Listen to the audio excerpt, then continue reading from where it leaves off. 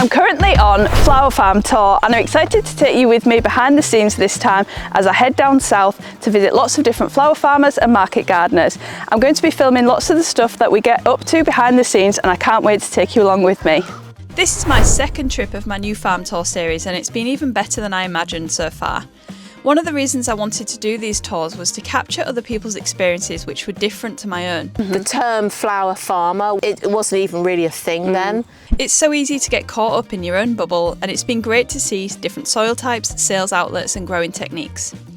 I've always wanted to do interviews like this and see how others were doing it, but I was always so tied to my old farm.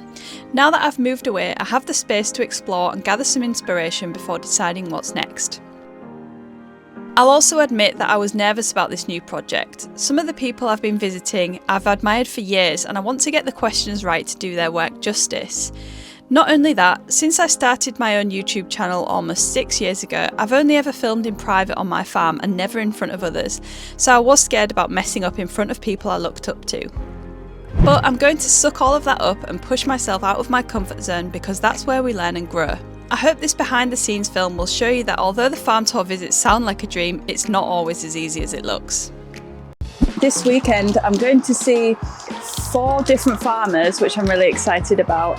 One that I'm going to see this afternoon is a pick your own farm which I haven't been to see before, so I'm really excited to see how the whole pick your own thing works. I'd like to know whether people are respectful of the flowers and what it's like to have lots of people turning up on your plot and harvesting your flowers for you. What's really cool about this flower farm is they've planted 5,000 dahlias this year, which is a new thing on a 3-acre field. So I'm excited to find out how they've done that. I'm going to have lots of fun down in Devon with the dogs, hopefully get some nice food. So looking forward to the whole trip. After a long motorway journey and navigating some narrow Devonshire roads, I finally arrived at my first interview of the trip and the first look was impressive. I spent some time chatting with Amelia about her pick your own cut flower farm. So they come to the farm and they've either never seen something before or they've never seen a particular colour variety, and it just gives them inspiration. So that is a wonderful side to what we do, just seeing people's reactions to the farm. I just finished filming at Amelia's flower farm. We got a really good tour of the plot. It was so cool to see how she planned to plant all of these dahlias. Really impressive pick your own setup. I've never met anybody who's done pick your own before, so it was really interesting to find out how it works. Hopefully now I'm going to go and find somewhere nice to have some tea and stay for the night in the camper van. There's a few different ways to find places to stay while on the road in a van. One is pub stops, where a pub will let you stay in their car park in exchange for you having a meal in their pub. We looked out on this night and stayed just down the road from Amelia's farm. The pub was right on the River Tean and it was nice to have a meal while looking out on the water. The next day I had a gap in interviews so we could have a slow start to the morning, have a couple of cups of tea, watch the water sports on the river and walk the dogs. But as it turns out, finding a place to stay wasn't going to be as easy as this for the rest of the trip. As an ex-marine biologist and beach lover, I couldn't miss an opportunity to head to the beach that afternoon for some exploring. So back down the narrow country lanes we went and ended up at an interesting rock formation. Red Rock near Dawlish is a Permian sandstone feature made up of sand which was laid down in a desert setting 250 million years ago. The cliffs lie along the 630-mile southwest coast path recently popularised by the now controversial author Raina Wynn and her book The Salt Path. Such a stunning day for our day off today in Devon, and we had a nice chilled morning at the pub car park. We had a nice dinner there last night. Chilled morning watching people sailing around and rowing boats as well, which was nice to see. Walked the dogs and now we're at the beach looking at this red rock, which is a natural arch in the cliff, which is really cool. And I've actually just seen this cool place on Google Maps, which is called the Fungi farm. So we're going to head there next and see what there is to see at the Fungi farm. Forest Fungi was a really cool place. It had a little farm shop and cafe. Unfortunately, we got there too late, otherwise we might have been able to have a tour of their mushroom growing operation. I'll have to revisit again in the future to find out how a place like this grows their mushrooms. I bought some grey oyster mushrooms before we left and we got back on the road, heading 3 hours east for my interview the next morning. Just arrived at the wheat sheaf near Winchester and we're gonna get a Sunday dinner. That's gonna be really nice. But these two need a walk first, and then we're gonna get our head down, get up early tomorrow and head off to the first interview of the day. Really looking forward to a Sunday dinner.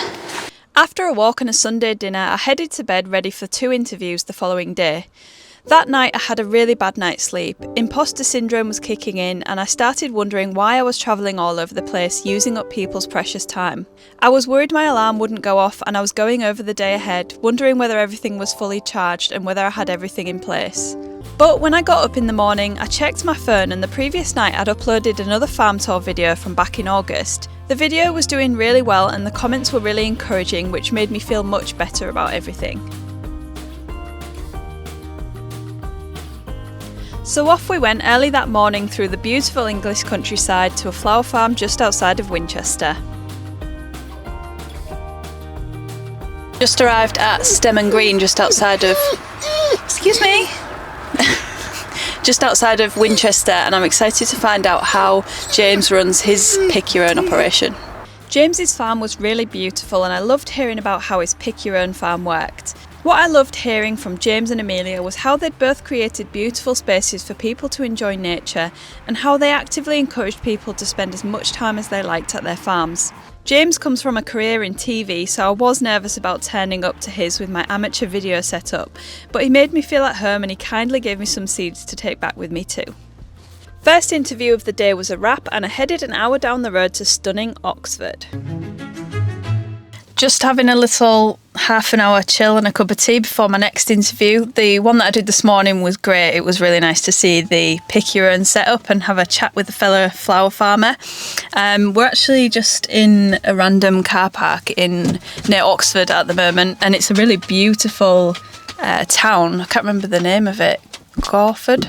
Can't remember the name of it, but anyway, it's beautiful. It's got a canal and a river. The River Thames runs through it. And next I'm heading to a really big interview that I'm excited to do with a really prominent flower farmer here in the UK, author as well, and I'm really looking forward to meeting her and finding out a bit more about what she does. Got to admit I'm a little bit nervous, but I think it's going to be fine once I get there. The next interview takes me to Green and Gorgeous Flower Farm. Rachel is well known for her perennial plantings, having written a book and recently being featured on Gardener's World. For all of you non-Brits watching, Gardener's World is a gardening show that's been on the go since 1968 in the UK. Even though I was really nervous about meeting Rachel, she was really easy to talk to and was so generous with her knowledge. She gave us lots of interesting growing information about perennial cut flowers. Just finished my interview with Rachel from Green and Gorgeous, and it was a real treat. There was just so much in the field to see, and Rachel was really generous with her knowledge. I don't know why I was nervous, because Rachel was so lovely, and the field and the farm was just so impressive. I'm really looking forward to editing it and publishing it. I think everybody's really going to get some good nuggets of knowledge from this video. Heading on to Devon, back to Devon now, to interview somebody tomorrow. Something a little bit different, not a flower farmer, but I'm hoping that the person that I'm interviewing is going to give us lots of tips and tricks on looking after soil and growing veg too.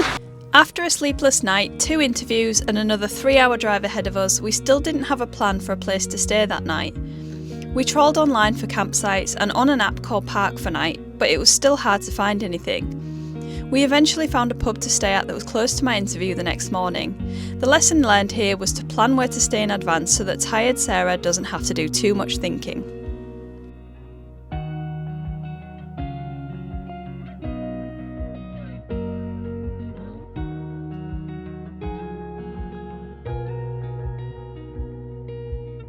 The next morning I went to have a conversation with Ash Wheeler of Trill Farm Garden, who was my final interviewee of the trip. I wanted to include a market gardener in this trip because I really believe that they have something to teach us flower farmers.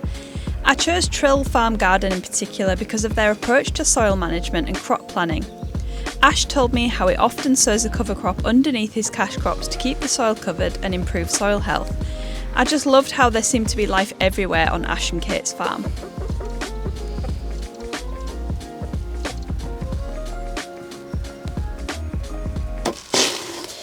just had a really great interview with Ash from Trill Farm Garden, who is a market gardener, and there was just so much good information that Ash shared about the way that he manages his beds and his soil health that I'm really looking forward to sharing with people, because it's kind of the way that I wanted to progress into managing my flower beds. So I think there's some stuff to learn for us flower growers and how we can apply it to flowers.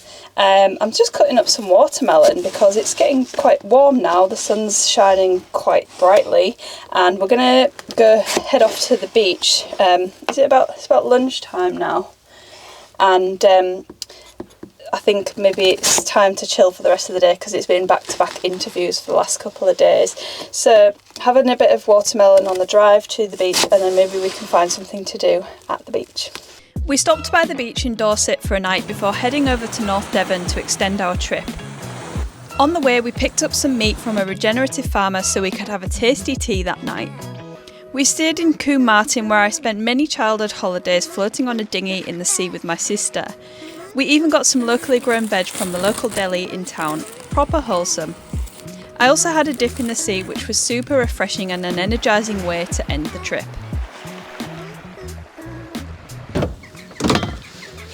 Well, it's time to head home from another flower farm tour, and I've really had a great time on this trip down south.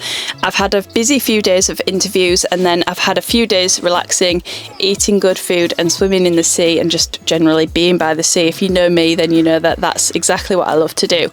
And I'm really excited to get home, edit the videos and share them with you in the coming weeks. If you want to check out any of my previous farm tour videos, then there's a dedicated playlist here on my channel called UK Flower Farm Tours, and I'll put the link down in the description too. And actually, whilst I've been down here, I've had some exciting emails that might shape the future of the flower farm tours, which I'm really excited to explore. And I've had some time to think about how I want to develop this series into the future. So I'm hoping that you'll follow along and that you'll watch the videos when they come out, and I hope they give you some great value too. So thanks again for watching, and I'll see you again soon.